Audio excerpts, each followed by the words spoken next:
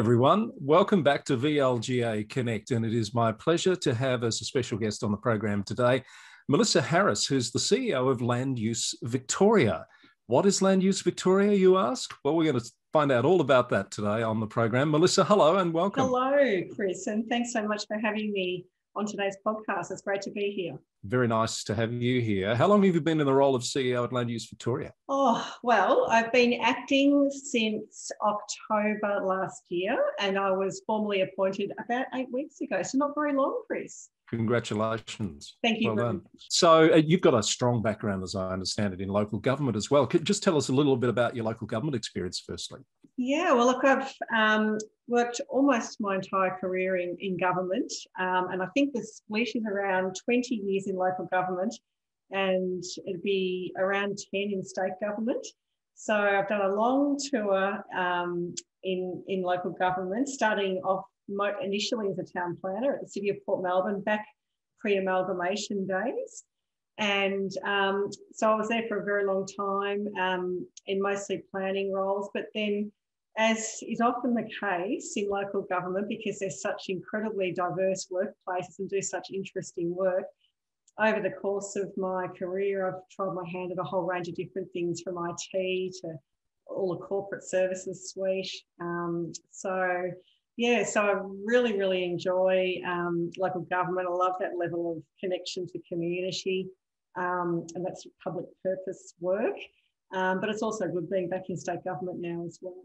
Any youngsters listening, take note. I often talk about in various sessions the myriad of opportunities that local government presents. People often don't realise how many opportunities and different sort of functional streams there are. So after all of that, you find yourself as the CEO at Land Use Victoria. Melissa, what is it about this particular role that appeals to you? You know, Land Use Victoria is such a fascinating organisation, and having been around, you know, land and property and development functions for such a long time, the synergies between my career and this role are incredibly strong. So Land Use Victoria looks after all of the land and property services in Victoria, and it's been around a very long time. So it has a lot of connections to councils, to lots of really important functions across all of government and in the property and construction industry. So I think those connections are what attracted me to the role, as well as just the incredibly important and underpinning work that Land Use Victoria does. And it's also performed in a way that's got a level of technical sophistication around it, which was really attractive as well. So if you think about the way land is transacted today compared to, say, 10 or 20 or even 30 years ago, it's completely different. It was incredibly manual and labour intensive back then. Today, it's very automated and electronic. And the same goes also for the subdivision process, the valuation process. So just there's an incredible level of capability to Land Use Victoria, which I find very impressive, as well as this incredibly deep history and connection, because it dates back to, you know, at least the beginning of Victoria, and some of the functions even predate it. So I love that long established history and connection as well. Do you call it LUV behind closed doors? Is that an acronym that's in use? Because that means love. I just realised. We have lots of fun with love. We love working at love. And yes, it is something we really never tire of, to be honest. So yes, it's frequently called love. There are lots of love hearts in circulation. So how long has love been around in its current form, Melissa? Well, in its current form, only since about 2016. But before then, there was a Land Entities Reform Bill that introduced Land Use Victoria, along with Development Victoria and the VPA and some of the other really critical land and development functions of government. But before then, it was Land Victoria, which was around for many years, and then before that, the Titles Office. And so, yeah, it's been around in many forms since at least, you know, the 1850s, 1860s. And and the reason why I say probably beyond, because I was out at our archives recently and held the first transfer of land for Victorian land, and that was dating back to 1838, which is pretty extraordinary. Wow. Where was that piece of land? You know, I do have a photo of it. I don't recall off the top of my head, because the thing I was most struck by was the fact that it was recorded on pigskin. It must have been the material they had, you know, available at the time, and it's this incredibly fine parchment.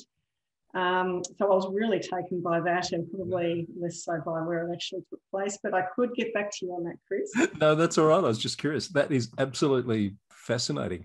So you mentioned a couple of those other entities that came into being at the same time. I imagine you would have to work very closely with Development Victoria and VPA. And who are the main sort of stakeholders that you work hand in glove with? Look, we definitely work very closely with them. We have a huge number of stakeholders. I mean, if you think of the number of functions of government that depend on land or information about land, and the number of people in the community that transact in land, it's a huge number of stakeholders. But it's one of those things that just sits slightly below the radar. You know, you don't often read about, you know, big controversy and the front page of the media about these functions, but they are utterly underpinning and very foundational and important.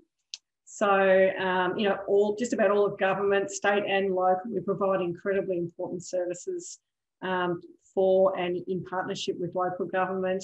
All land and property industry stakeholders, so the valuation profession, the surveying profession, the legal and conveyancing profession, increasingly in the technology space, but the geospatial, spatial sciences profession, and of course anyone in the public who transacts in land, and of course that's many people every year. So there are stakeholders. Let's talk about local government. Where is the most relevance to councils in the work that you're doing? Obviously, geographic place naming is a key one, I would think. Geographic place naming is a key one. And in fact, of all the things that end up in the paper, it's often that one. It's often little strange controversies about, you know, a particular name of a street or something that's become locally contentious. But we do have Geographic Names Victoria as a function in the Surveyor General of Victoria's office. So, so that's one of the many things we do in partnership with local government. But, you know, the one that would be closer to most local councils' hearts, of course, are the rating valuation services that we provide to all Victorian councils. So we're, you know, these days we're valuing every property every year, which of course enables councils to apportion and collect rates. And of course that income goes to towards helping councils provide so many essential services for their communities. So that's an incredibly important partnership and relationship. One of the other incredibly important functions that we provide in partnership with local councils is the land subdivision process. So we provide the SPEAR system, which is the means by which just about all subdivisions in Victoria occur these days. And of course, once the subdivisions are processed by the local council, they get registered with us, and then we go through the process of creating new land titles, which is an incredibly important process. So if I recall correctly, Melissa, SPEAR was one of the sort of the early online systems that councils started to become involved with. Am I recalling that correctly? Yes, that's right. And in fact, I was project managed the development of that system right back in the early 2000s, and I left local government to work for state government for that purpose. And, you know, it's an incredible thing looking back now, still how incredibly unique and transformational that project and that system has been for that process in Victoria. And to this day, all these years later, it hasn't been repeated anywhere else to the same extent. So, and it's really stood the test of time. And in fact, I opened the SPEAR user group meeting with about a week or two ago with an incredible sense of deja vu, having not done something like that since I think 2004. But there was about 400 people online, all councils. So incredible sort of ecosystem of land development stakeholders that still collaborate around that. So it's a real success story in Victoria. Excellent. I'm very pleased to hear that. Now, I did interrupt you. I think you were going to talk about another area of interest. That's okay. So we've talked about the land registry. We've talked about rates, talked about place naming, surveying, but also we also manage the state's foundational data sets. So these are all of the data sets that are critical to information about land in Victoria. And the most popular one is the state's Cadasta. So this is the representation of property boundaries in Victoria. And it's one of those things you probably don't think much about until you think of all the times you interact with it and don't think about it. And councils in particular are very, we partner heavily with local government in the curation of that data set. And it's incredibly vital for a whole range of reasons. And these data sets, especially the Cadasta, are in great demand, particularly as we're moving into a digital and data-driven future. So it's at the moment, it's a representation of property boundaries in Victoria, but it's not highly accurate and it's not digital. So we're spending $45 million, if you can believe, digitising all 3.3 million parcels in Victoria and making them more spatially accurate. And of course, once we've done that, we'll go through the process of sharing that with local government. And that will have all sorts of improvements that we hope that will deliver for councils in terms of greater accuracy of information and also open up some real innovation opportunities as well. So that's another example. I know some GIS officers who'll be very excited about that project, I'm guessing. How long are you expecting that process to take? Well, we're about halfway through. We've digitised about 2 million parcels. It's this incredibly sort of detailed and process of extracting all of the plans from all of the titles in Victoria and then converting them to a digital format, so an XML format. And then they basically get stitched together into the map base and then distributed out to our stakeholders. And so we're about halfway mark and we hope to have completed it by 2023. So, and you know, the importance, the productivity benefits of this are pretty profound, especially in the subdivision side of things. So this is going to open up the potential for automation and very significant productivity improvement. So it's exciting. Melissa, question without notice there. I'm recalling an announcement just a week or two ago about from the government about the digital twin for Victoria. Yes. Is this connected, what you've just been describing, is that connected with that project or is that something else again? It's totally connected, but it's fun. That's a new project. So we've got the 45 million on digital cadastre. Now we've got 35 on digital twin, which sounds probably pretty incredible. But, you know, as I said before, we are heading into this digital and data-driven world and this time of great opportunity. And of course, data is at the heart of all of it. And these foundational data sets that we curate, they're the basis for a whole lot of potential smart city applications, automation of key processes. And so what the Digital Twin Victoria project is about it's about a couple of things. It's about providing a central platform for all government stakeholders, including local government, to be able to interact with really critical 3D data and to be able to easily get access to thousands and thousands of open data sets more easily than they can at the moment. And then, of course, what that will do over time, as I said, is open up the potential for creation of new data sets, which will help local government in their decision-making, among many other things, and automation. So an example of the automation potential I could talk to you about is an e-comply pilot that we've just recently finished developing.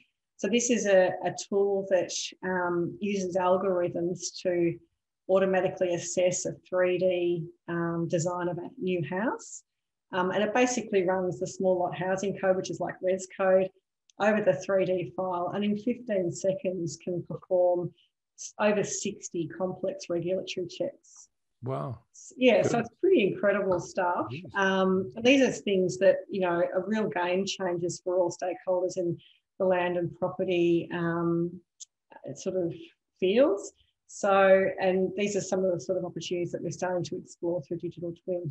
That's really exciting, and I think perhaps something for another conversation. Melissa, I'm conscious we've kept you a while. I just wonder if you've thought about with the relationship with local government, are there any areas of opportunity or improvement that you have in mind for the relationship with councils, or that councils could perhaps be cognizant of? Look, I mean, I would like to think that all of our local government partners think that we partner very proactively with them, or with each other, I should say. And we've got these really long established working relationships. And because of that, we're on this almost continuous journey of improvement based on feedback and changing needs. So I'd like to think that was where we're at. But, you know, the really big ticket items, as I think I've alluded to, the digital cadastre is going to be a huge one for councils over the next couple of years. And we're partnering very proactively with councils on that basis and getting them ready to transition to this new highly accurate spatial data set. Digital subdivision plans are on their way. I mean, this is something that has to be seen to be believed, because, of course, you know, my career harks back to the days of drawing tables and, you know, pencils and rubbers and all that sort of thing. But, you know, these days, subdivision plans are, you know, they're lines of computer code, and they are rendered as an image of a plan as we're used to seeing it. So we've just started a pilot to basically completely digitise plans, and we're trialling that. And, of course, once that starts to mature, that will open up a whole lot of potential for councils to also be able to automate some of their processes and streamline the way they interact with the subdivision process and reduce their costs, we hope.